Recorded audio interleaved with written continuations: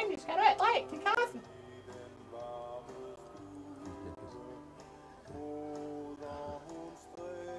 Oluf, kan du ikke snart få dig taget sammen til at finde den store kasse med julepynt? Det er det jo med, at vi slet ikke får pynt op til jul.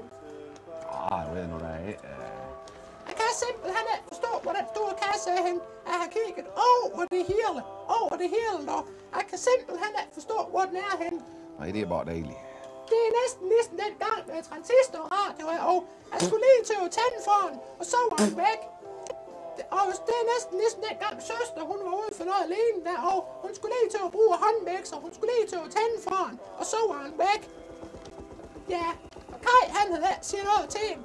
Jeg ved hvordan de har den i Rodos. Den var dejlig varm der lige nu. Vi kunne da godt tage og sende en postkort til det her dag.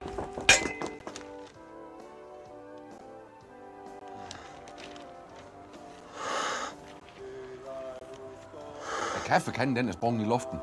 Lav noget ny. Ja, selvfølgelig skulle du lave noget ny, og kaffekanden, den er jo sprunget i luften her. Og Jamen, det gør jeg da så. Det er de gule sider, mand. Det er de gule sider. hvad sagde du, Benny?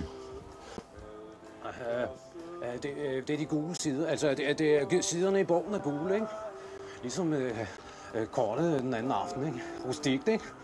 Nå ja, det er bare dejligt.